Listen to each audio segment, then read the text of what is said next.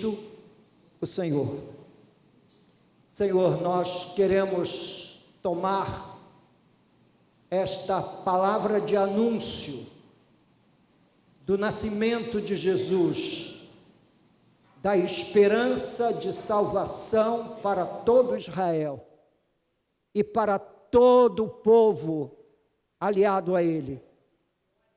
Eu quero fazer uso dessa palavra para dizer à congregação nessa noite: não tenha medo, tenha alegria. O nascimento de Jesus é o cumprimento de uma promessa em cujo bojo profético estava a alegria como da ceifa, como diz o profeta Isaías no capítulo 9 que nós lemos. Senhor, fala ao nosso coração nessa noite, comunica a sua vontade ao nosso espírito, em nome e por amor de teu Filho Jesus oramos, e que o povo de Deus diga amém. Podem tomar assento. Eu gostaria de saber quantas pessoas estão aqui, não são membros da igreja, estão nos visitando.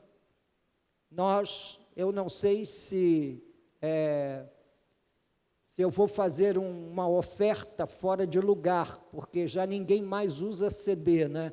Mas nós temos alguns CDs, ó vem Emanuel, para doar para as pessoas que estão nos visitando e que ainda tenham um toca-CD e gostariam de ter esse CD para ouvir ou rememorar os cânticos natalinos. Se você está aqui, está nos visitando, só levantar a mão que a gente vai fazer uma doação do CD. Tem aqui, olha, uma pessoa aqui desse lado. Aqui, Antônio. Não sei se... Agora já ninguém mais usa CD, né? Agora ali, ó, tem uma senhora ali. Isso. É apenas um mimo de Natal para dizer obrigado pela visita. Obrigado e volte outras vezes quando nós não tivermos nenhum CD para doar. Tá bom. Sim? Vivian. O José, tem aqui, a Vivian levantou a mão aqui, eu não vi, desculpe. Aqui ao lado do Cláudio, aqui a primeira aqui. Hoje eles eram membros da nossa igreja, se mudaram para Santa Catarina, não foi, Cláudio? E estão morando atualmente em Santa Catarina, e hoje, qual não foi minha surpresa natalina, ver esses dois queridos irmãos nossos na fé, nos visitando nessa noite. Bem, eu quero lhes falar nessa noite e falar brevemente, em poucas palavras, sobre essa proclamação ou notificação angelical aos pastores em Israel, onde diz: não temais, eis que vos trago novas de grande alegria.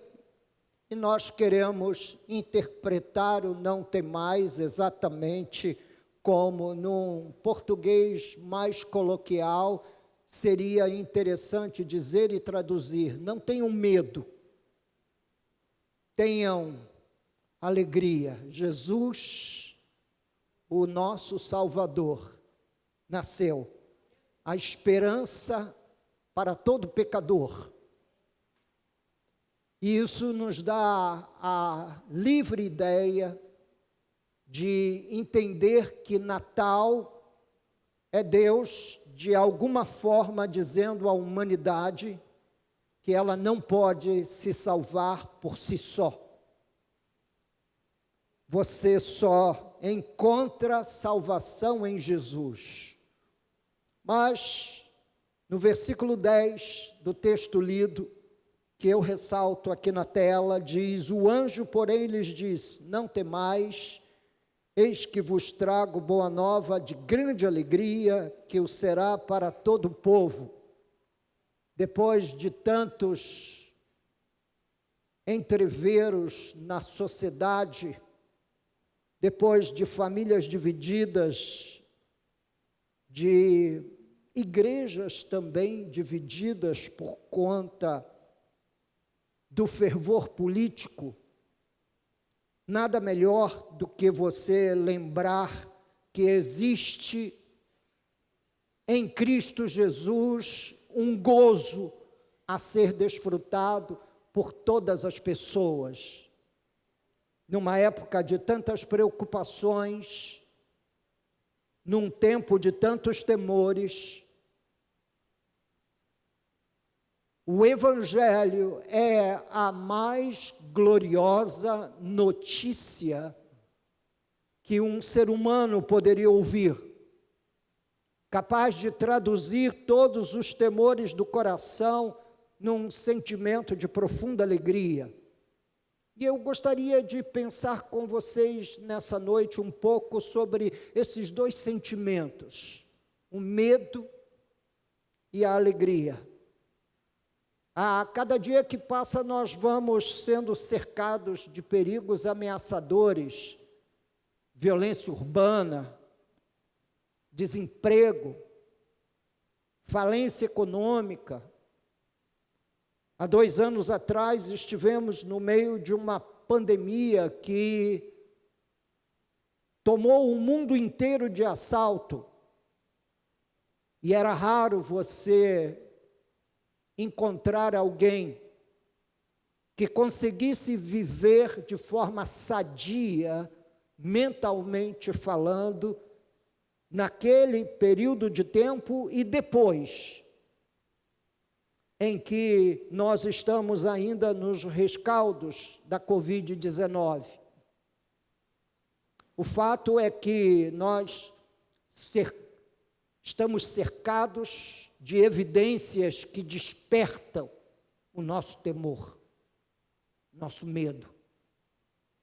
Agora mesmo estamos a um passo do início de um novo governo, a respeito do qual nós só ouvimos falar de receios, profundos receios. O fato é que a vida pode, de uma hora para outra, se transformar num poço de medos e receios. Não é raro você encontrar crianças já sofrendo de ansiedades provenientes dos seus medos, tendo que viver nessa sociedade competitiva, já fazendo prova para entrar em algumas escolas, crianças de 9, 10 anos. E por conta desses medos, desses receios, disparando o gatilho das ansiedades e doenças mentais, você vai encontrando em cada esquina, no testemunho de cada pessoa, esses medos traduzidos em algumas palavras. Há diversos perigos, de fato, eminentes ao nosso redor, alguns que nós conseguimos definir e outros que nós nem imaginamos. Nós conhecemos dezenas de pessoas que desenvolvem medos naturais, mas também fobias, e voltando a dizer e afirmar e a carregar nessa tecla, vivendo debaixo de intensas ansiedades. A verdade é que nós vivemos numa sociedade amedrontada. O texto que nós temos diante de nós é extremamente atual, no entanto, foi dito há 2000 anos, visto que nós estamos diante de diversos cenários que eu chamo de fóbicos, porque são cenários que inspiram medo. Ninguém consegue assistir a um determinado canal de notícias, seja ele qual for, sem ficarmos em alguns momentos agarrados à poltrona, entendendo que tudo aquilo que nós vemos como um desastre social, ou como um desastre natural, ou ainda como um desastre no mundo geopolítico, com a ameaça de guerras e de outras invasões, não há como ouvir tudo isso e interpretar normal e naturalmente. Há muitas fobias entre nós. Eu elenquei 10 fobias que o Conselho de Psicologia do Brasil apontou como os 10 medos principais do brasileiro. São eles: a claustrofobia, que é o medo de ambientes fechados; a agorafobia, que é o medo de pequenas multidões. Há algumas pessoas que o gatilho da ansiedade dispara quando se vê cercado de um grupo de pessoas maior do que aquele que normalmente há na sua casa. Chama-se de agorafobia. Há também a aracnofobia, despertada aí pelos recentes filmes que podem ser acessados nas mais diferentes plataformas, que é o pavor a aranhas, aracnofobia. A zoofobia, que é o pavor a animais no sentido geral, inclusive as baratas, que desperta um medo nas pessoas imenso. De vez em quando eu encontro alguém aqui, a igreja, nós tivemos um irmão que tinha um medo assustador de baratas, e certa vez, enquanto nós estávamos construindo o templo, havia uma barata morta no meio da construção, e eu, apenas em tom de brincadeira, ousei chutar o animal já morto, o cadáver da barata, em cima dele, e qual não foi a minha surpresa, a demonstração de uma verdadeira fobia. Então, os entendidos chamam esse tipo de medo de zoofobia, que é o pavor a animais gerais. Quem tem medo do escuro? Eu me lembro quando era garoto e a minha mãe me colocou em aulas particulares de piano. Eu era um menino. E a minha professora, a Cleia, Maria Cleia, ela disse: se você não fizer direitinho o ditado, ouvindo as notas musicais e escrevendo que nota é, eu vou te colocar preso num quarto escuro que eu tenho aqui em cima da garagem. Eu era um menino. E ela não sabia, mas estava fazendo um grande investimento na minha vida, no plano dos medos. Do que você tem medo? Medo do escuro é chamado de nictofobia. É um medo de ambientes escuros. Quando falta luz, de repente, num ambiente onde nós estamos reunidos, a igreja faz um silêncio. E ao menor sinal da volta da energia e o acender das lâmpadas, há uma celebração. Acontece isso lá na sua casa também? E a luz voltou. Ninguém gosta do escuro. E não é difícil você encontrar pessoas com medo do escuro. Esses são os 5 primeiros. Eu separei 10. Acrofobia, que é o medo de altura. Nós tínhamos aqui uma irmã que ela não conseguia chegar sequer na varanda do apartamento, porque tinha um medo assustador de altura. Glossofobia, que é o medo de falar em público. Se você for conversar com algumas pessoas que tiveram a experiência de falar em público, as mãos suam, os pés suam, as primeiras frases saem gaguejantes, às vezes, dos lábios. Chamamos isso desse medo de glossofobia, que é o medo de falar em público. A hematofobia, quem não tem medo de ver sangue? Eu não consigo ver sangue. Se eu olho e vejo sangue, aquilo eu passo mal, algumas pessoas desmaiam de medo. Elas dizem, não, isso não tem nada a ver com medo, mas tem sim.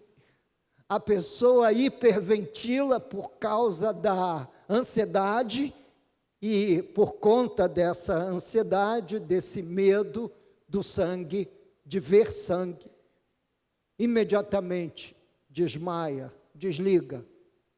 Que é esse um outro poder que o medo tem, que é o poder de te desligar, que é o poder de te desativar, virar a chave para off, de on para off, de ligado para desligado. É um dos poderes que o medo tem. A tanatofobia, que é o medo da morte. Como pastor, como eu tenho lidado com esse medo? Durante a pandemia, acreditem,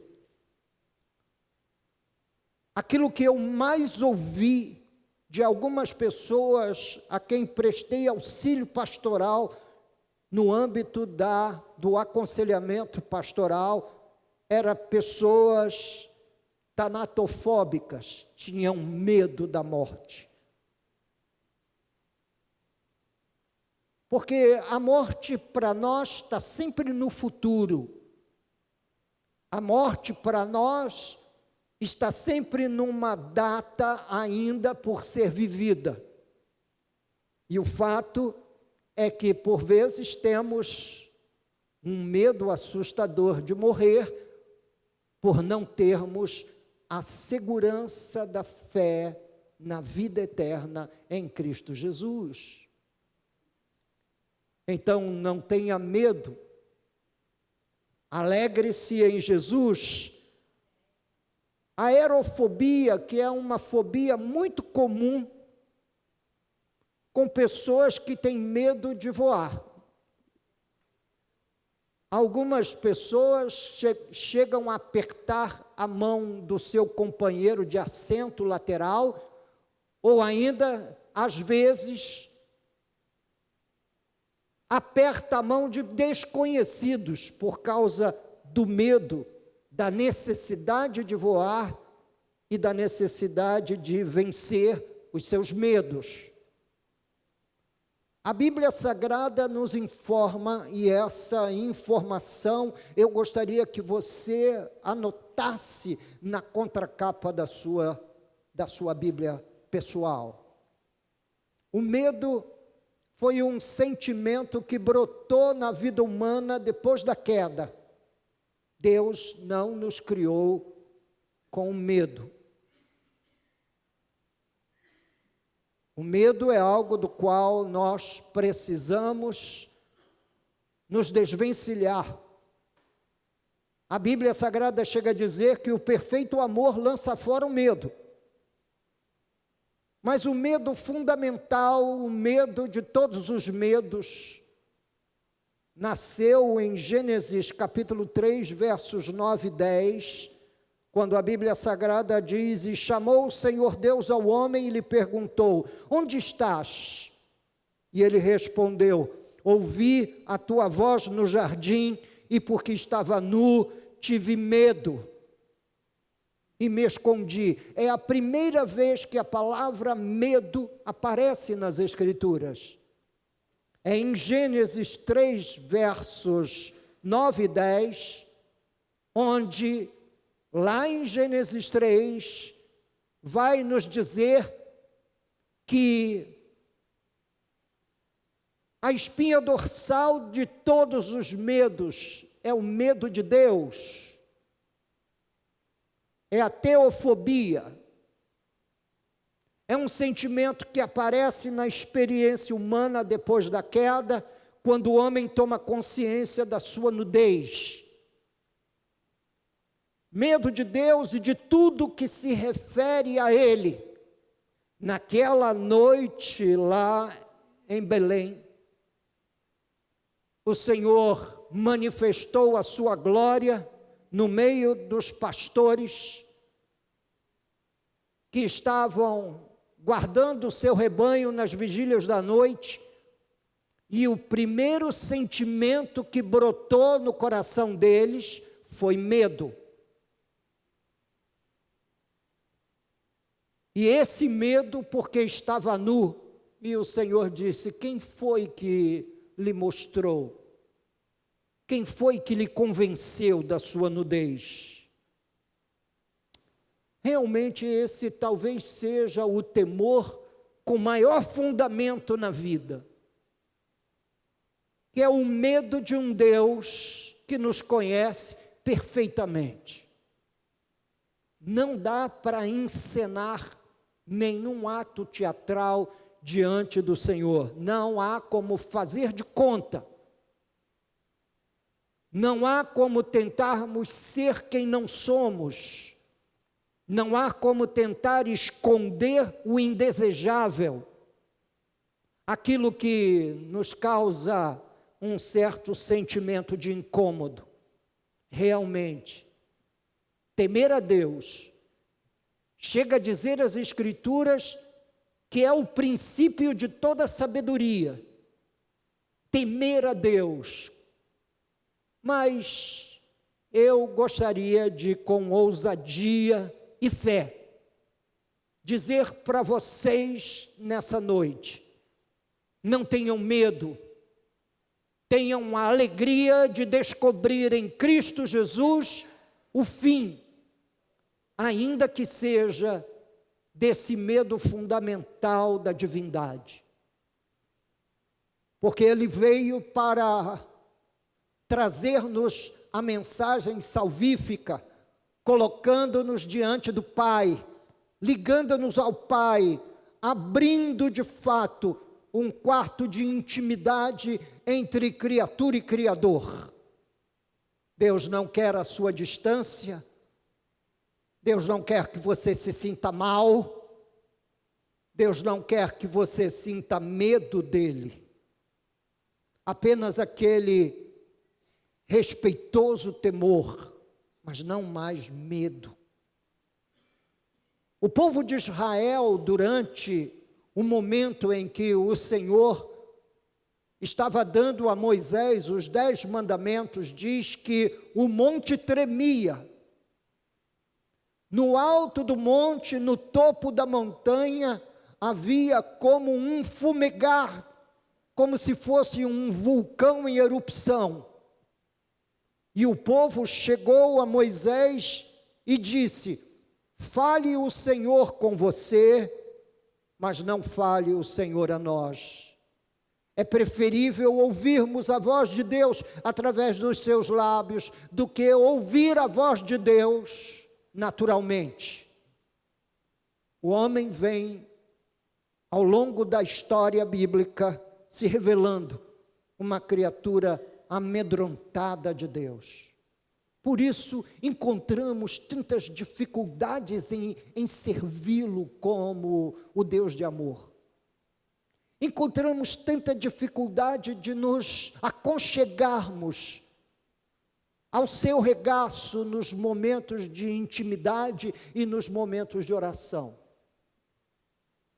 Irmãos, nessa noite, eu quero vos dizer, proclamando: o Natal, na verdade, é uma grande usina de alegria no meio aos medos em que vivemos.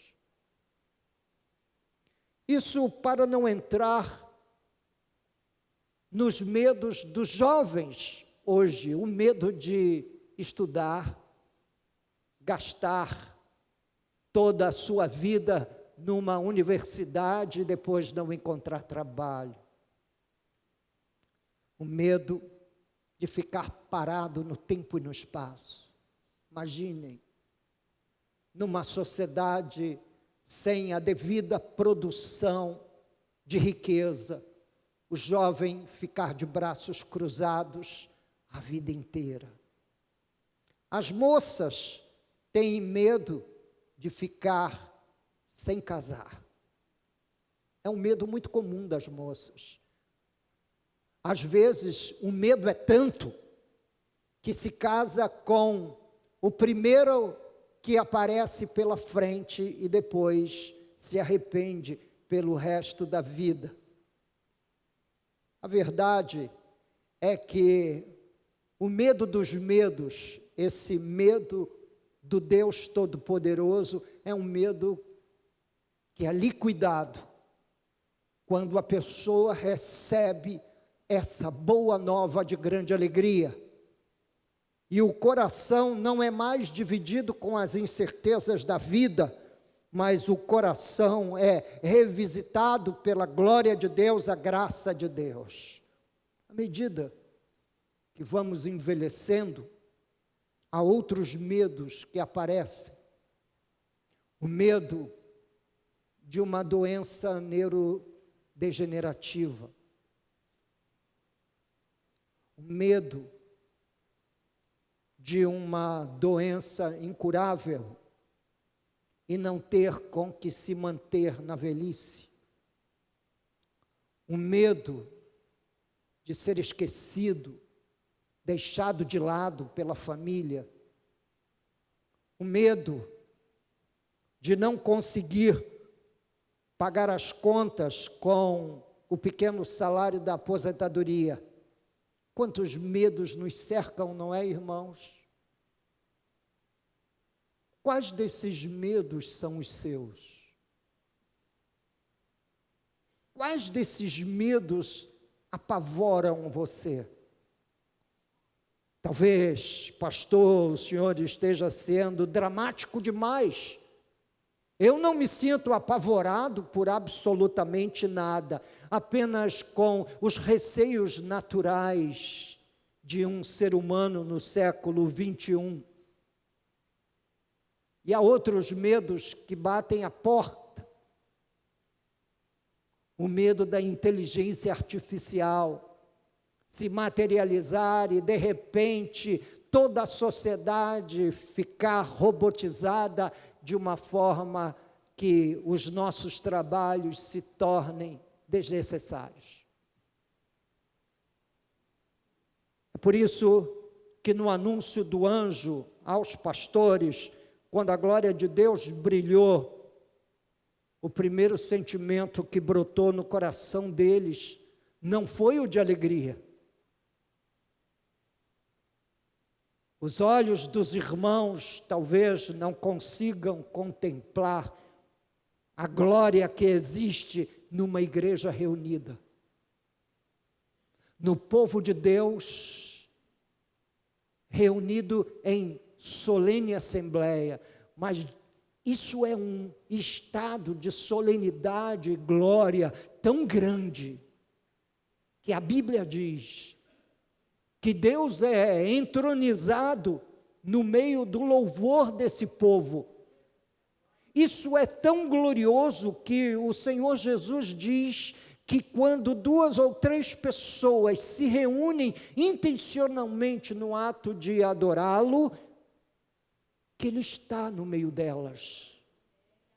Eu não quero despertar a sua imaginação, mas se vocês pudessem ver, vocês veriam aquele personagem que aparece lá na Babilônia como o 4º homem da fornalha, quando Azarias, Misaías e Ananias foram colocados numa fornalha 7 vezes mais forte, porque não se curvaram diante dos deuses babilônicos e de repente Nabucodonosor contempla um quarto elemento no meio da fornalha. E ele diz: não foram 3 que nós lançamos? Quem é aquele semelhante ao Filho dos deuses? Nabucodonosor, no meio do seu paganismo, foi assim que ele viu o anjo do Senhor. E talvez não seria provocar demais a vossa imaginação, dizendo a vocês que esse quarto homem da fornalha, esse ser que apareceu lá na Babilônia, naquele dia em que a fornalha foi acesa 7 vezes mais, diz o Apocalipse que ele anda no meio dos candeeiros de ouro. Ele anda, ele está aqui. Não vejo, você não vê, e eu nem tampouco quero fazer uso da palavra para despertar em você um senso religioso que talvez você não tenha. O que eu quero é falar para você que nós vivemos sob esse estado de glória permanente sem, ao menos, termos a mínima noção do que está acontecendo. E a voz do anjo naquele dia em que a glória brilhou, naquela noite escura no meio das pastagens, quando os pastores guardavam os seus rebanhos na vigília da noite, essa mesma voz precisa ser ouvida por nós. Não tenham medo, tenham alegria. Nessa minha mensagem de Natal, eu gostaria de ressaltar, de frisar, de sublinhar e ainda iluminar com uma caneta colorida, Lumicolor, para você, que Jesus está aqui para ajudá-lo nos seus medos. Eu tenho ouvido muitos irmãos e amigos com muito medo. O que vai ser do meu futuro, pastor? O que vai ser do futuro dessa nação? O que vai ser do futuro dessa igreja?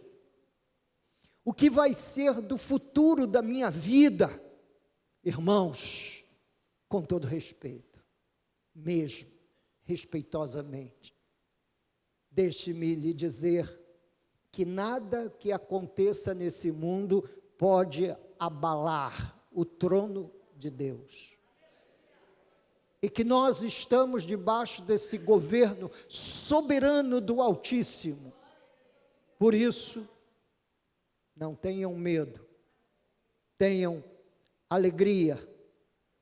Numa fase da história na qual o grande mal que nos toma são ansiedades das mais diversas e medos, o anúncio do nascimento de Jesus soa como uma viva esperança no nosso coração.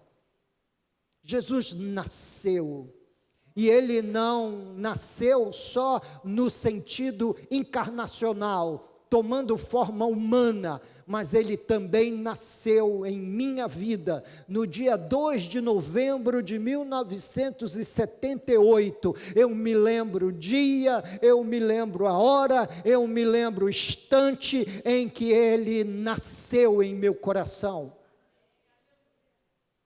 inaugurando na minha vida uma nova expressão de vida, um novo capítulo de vida, e quem sabe o dia 25 de dezembro de 2022 não seja para alguns de vós aqui da audiência um dia em que também Jesus nasça em seu coração, livrando-o do medo e lhe implantando aí o gozo celestial.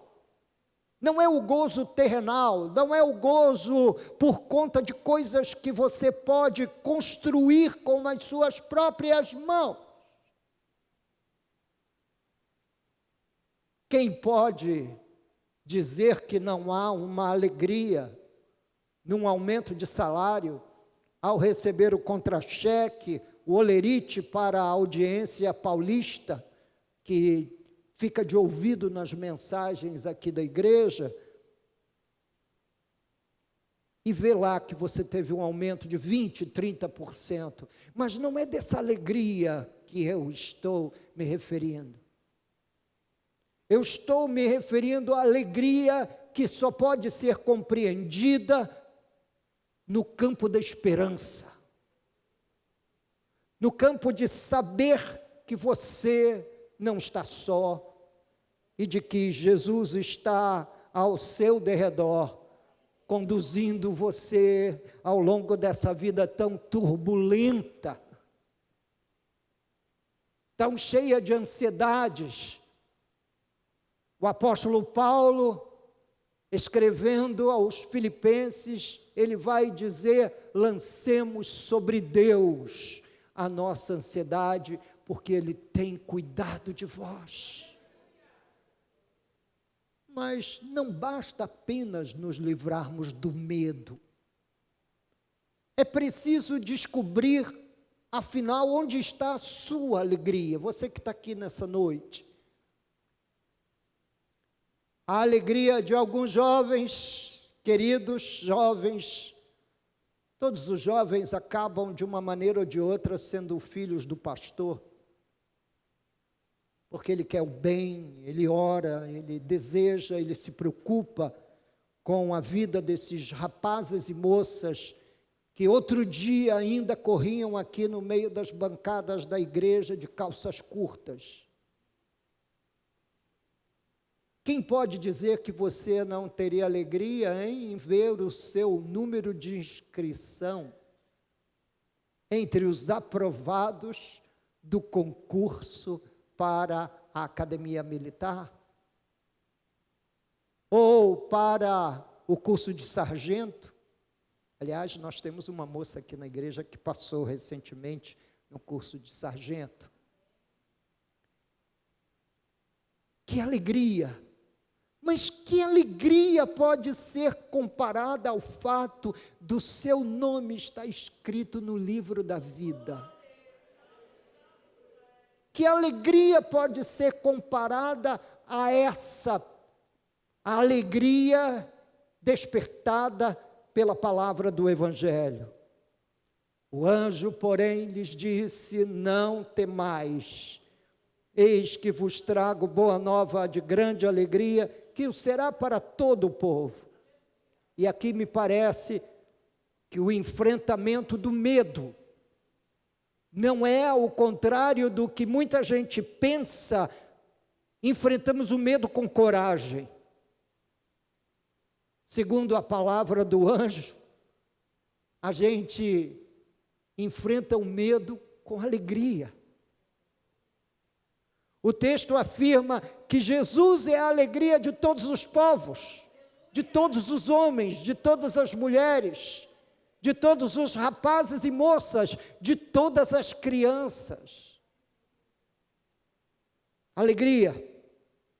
Em Deuteronômio, eu gostaria que você abrisse sua Bíblia comigo. No livro de Deuteronômio, essa palavra aí, um tanto quanto difícil até às vezes de se pronunciar, e quem porventura está aqui e não sabe o que é Deuteronômio é a repetição da lei, é o 5º livro do Pentateuco, desses primeiros 5 livros da Bíblia, que são chamados dos livros da lei, da Torá. Deuteronômio é o 5º. No capítulo 28, que é a descrição das bênçãos decorrentes da obediência e das maldições decorrentes da desobediência, no versículo 45, diz assim, concluindo já, quase fechando o capítulo 28, todas estas maldições virão sobre ti, e te perseguirão, e te alcançarão, até que sejas destruído, porquanto não ouviste a voz do Senhor teu Deus, para guardares os mandamentos e os estatutos que te ordenou. Olha, se nós vivêssemos naquele período antes do nascimento de Jesus. Diz que nós somos malditos por não obedecermos à lei, por não obedecermos às Escrituras. Serão no teu meio por sinal e por maravilha, como também entre a tua descendência para sempre. Porquanto não serviste ao Senhor teu Deus com alegria e bondade de coração, não obstante a abundância de tudo. Deixa eu lhe dizer, como é que foi a ceia lá na sua casa? Teve, ainda que fosse um galeto assado, queimado, passado assim? Ou teve um chester que você não conseguiu comer todo, que sobrou um pouco, para a gente enterrar os ossos hoje no domingo? Diz que o verso 47, era tido na lei por uma maldição não servir a Deus com alegria e bondade de coração, não obstante a abundância de tudo. Alegria é algo que está inerente à vida do crente, daquele que recebeu a Cristo. Em 1 Reis, vamos agora visitar um livro histórico. 1 Reis, um pouquinho mais na frente. Capítulo 1, versos 38 ao 40 diz, então desceu Zadok, o sacerdote, Natã, o profeta, e Benaia, filho de Joiada, e a guarda real, fizeram montar Salomão a mula que era do rei Davi, e o levaram a Giom. Zadok, o sacerdote, tomou do tabernáculo chifre de azeite e ungiu a Salomão. Tocaram a trombeta e todo o povo exclamou, viva o rei Salomão! Após ele, subiu todo o povo tocando gaitas e alegrando-se com grande alegria, de maneira que com o seu clamor parecia fender-se a terra. Gente, que momento de adoração e louvor a Deus pela coroação de um rei que iniciou muito bem a sua trajetória, mas terminou praticamente a vida desviado da fé. Houve um culto onde eles louvaram a Deus com tamanha alegria e tocaram seus instrumentos, as suas gaitas de fole, de tal maneira que parecia que a terra tremia, ia se fender. Quando da preparação dos cânticos dessa noite, eu pedi aos irmãos encarregados do Ministério de Cântico e de Louvor aqui da igreja, que nós cantássemos hinos com uma expressão de alegria. Mas qual não foi meu espanto, quando, apesar de nós termos aqui um grupo de irmãos, talvez adorando com mais fervor, prorrompeu em palmas e grande alegria diante de Deus, mas a verdade é que a alegria está relacionada com esse servir a Deus em todos os pedaços das Escrituras, quer seja nos livros da lei, nos livros históricos, nos salmos. O Salmo 150 expressa que todos devem louvar a Deus com alegria de coração.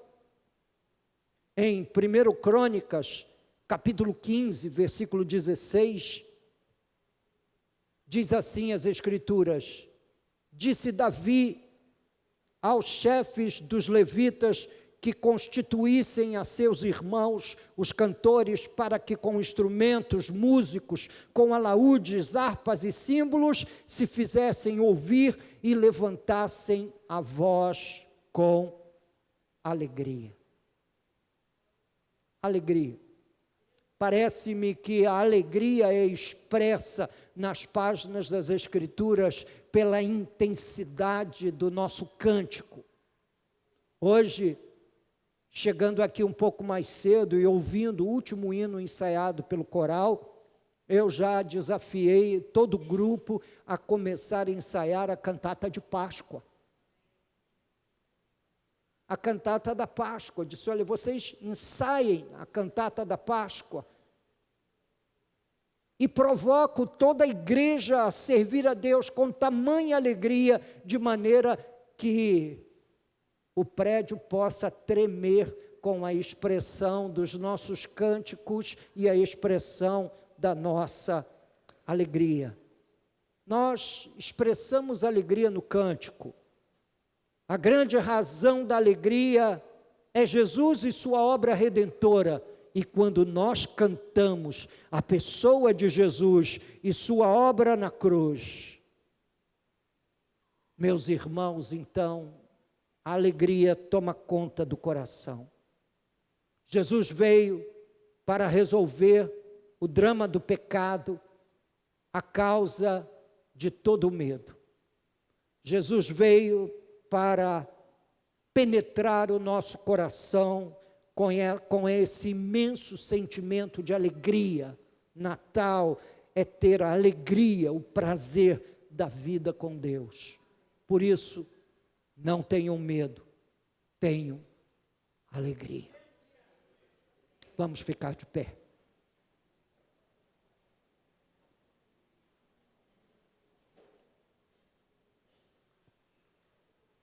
Santo Deus, em nome de Jesus, nós que aqui viemos para te prestar culto, ouvimos, ó Deus, essa exortação dada ao anjo, aos pastores, na primeira noite de Natal.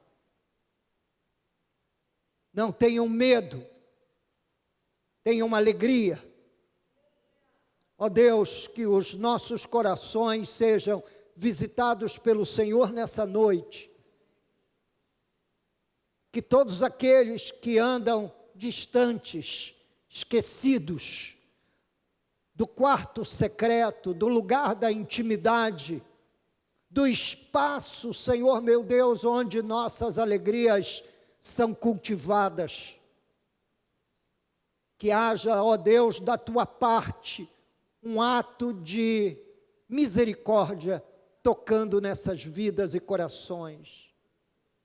Naquele que veio aqui nessa noite, entrou no templo nessa noite, perdido, sem a absoluta convicção da salvação, sem ter a absoluta convicção de seu destino eterno. Que em nome de Jesus o Senhor possa poderosamente visitar esses corações e vidas e conceder a cada um deles a graça da salvação em Cristo, de ter os seus nomes escritos no livro da vida. E para isso, Senhor, toca em seus corações, toca em suas vidas. Glorifica o teu nome, ó Deus, nessa noite, na vida de cada pessoa que entrou nesse lugar de adoração. Ó Deus, leva-nos para uma semana de atividades, que a mão do Senhor, ó Deus, nos conduza em perfeita alegria de volta para casa, e que o Senhor faça essa alegria transbordar, ó Deus, para os lados, de modo que a nossa vizinhança, os nossos amigos de trabalho, os nossos familiares possam, ó Deus, sentir, ó Deus e Pai, a graça dos efeitos de uma vida dominada por Ti. Senhor, leva-nos na sua paz, guardados e protegidos pela tua boa mão, amparados no caminho de volta para casa, ó Deus, de todo mal, em o nome de Jesus. E que o povo de Deus diga amém. Não tenha